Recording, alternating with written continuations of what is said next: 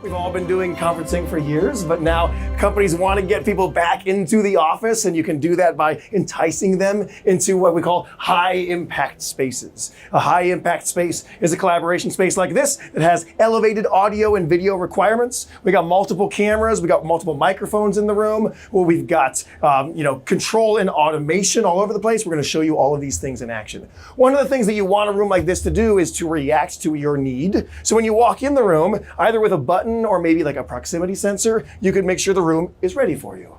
So, we're here. We got different change of lights. We've got signage up on the walls that says you're in the right place. Information about the upcoming meetings. Soft music playing in the background. Everything about this room says that it's ready to go, right? We all have one of those rooms in our office space that you're never quite sure if it's going to work. Right? You know you're going to spend about 10 minutes trying to figure out if you can get the HDMI up onto the big screen. But this room, every time you walk into it, if it resets itself, you've got that confidence and reliability that's going to go, right?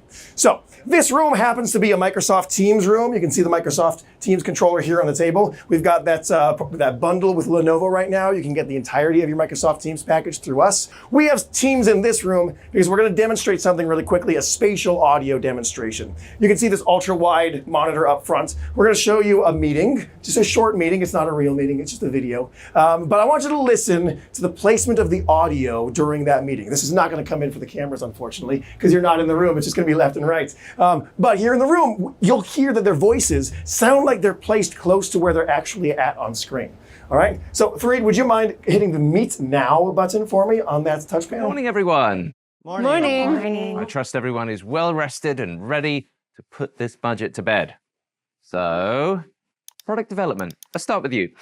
Look, I've already cut 12%. If I cut any deeper, we won't have anything left to sell.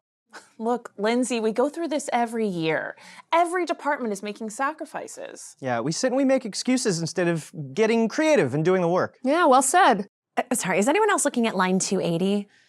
Yeah, looks like there is an entire GL dedicated to the Ice Cream Sandwich Club. Huh? Weird. Totally. Someone's been charging $10K every quarter to that GL. Yeah, someone's getting fired. Can you mute this call for me real quick? Yeah, but also it's not them. Call muted. First of all, two things. A, did you hear how their voices sounded like they were placed near where they were? Felt like you were more actually across the table from them. Kind of helps that meeting fatigue we're all dealing with. Second thing, have you ever used that microphone before? I have not. And it only took you half a second to figure out how to mute it? That's part of the room, right? Instinctive. You can know how to interact with something. Also, you were able to mute the call right there rather than going all the way over here to the room controller to mute the call, right? And when you muted the call, what happened? The microphones turned red. The LEDs on the walls turned red. We got a partner microphone, a Sennheiser up in the sky. That's not ours, but we controlled that LED to turn red as well. We got graphics on the walls that say privacy mode. We got the cameras themselves turned around and are aiming at the wall so that you know you can't be seen. Are you one of those people that always slides the thing on your laptop to make sure just in case the camera's on? You never know, right? Same idea in here. You know you can't be seen because you're not the wall, unless you're the wall, in which case good for you. Live your best life, do you. But everything about this room tells you are in a video mute state, right? And just one button from one of those devices, the room reacts to you. It's reactive, it's immersive, and it's easy and it's intuitive. That's what we want from these kinds of rooms. We can control everything in this room. If it can be controlled, we can control it. And if we can control it, we can put it on the controller. So I'm going to go to the room controls page of the Microsoft Teams control there.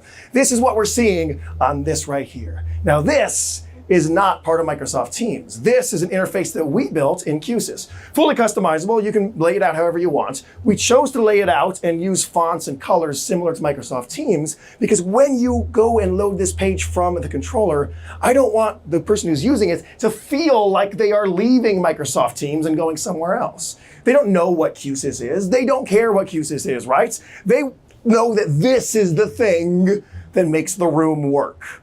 That's what we want from them. They shouldn't have to learn two different systems to make the room work. I hate when I go into a room and the lighting controls are over here, right? And the AC guys installed all their stuff over here, right? And nobody knows how to move the shades anymore because that remote control got lost a month ago. But instead you can put it all on one piece of glass. So here I can go to the lighting and change the lighting, piece of cake. I can do other weirder things. I can load a media player and send videos to the walls. Yeah. High impact spaces require high performance loudspeakers. We put a subwoofer in here. Why wouldn't we? We want everything about this room to be impactful, right? That's the goal of rooms like this. Now, we're always going to have people that don't quite understand technology, right? That maybe are going to hit their head against the monitor rather than press. Is this a touchscreen? Why isn't it working, right? So if you've got 12 of those people in your life, let's face it, it's the CEO, right? If the CEO is in this room and trying to get the room to work, if they can't figure it out, they can probably at least figure out they got the word help somewhere. I got the word help right here. All right, let's call for help. Help desk has been requested. Please stand by for further instructions. So we just sent a notification from Q-SYS to the Teams channel of the IT department that's working right now. So whoever's working in IT gets a notification saying someone's in this room and they need help. And then they can chime in either via the loudspeakers or the touch panel or on the screen, however they want to. But that's so much better than your CEO being stuck here not knowing how to use the room and going, who's in IT? Who can I call right now, right? Who's the guy who helped me when I broke my laptop last month? He hates me, but he'll call me back. We don't want that. We want it to be at their fingertips. That's the goal of these rooms, yes? And last but not least, if you're not going to use the in-house conferencing application, you might bring your own laptop like you did. Thank you for bringing your laptop today. A single USB-C cable connecting to this laptop gets your video and your audio onto the screen. The very act of plugging in that USB could trigger an event that brings it up onto the screen and sets the room up again. I'll just get it up there really quickly myself. But then you've got video and audio and you're powering the laptop too. One cable, piece of cake, easy to use. That's what we want for our end users, yeah? Agreed?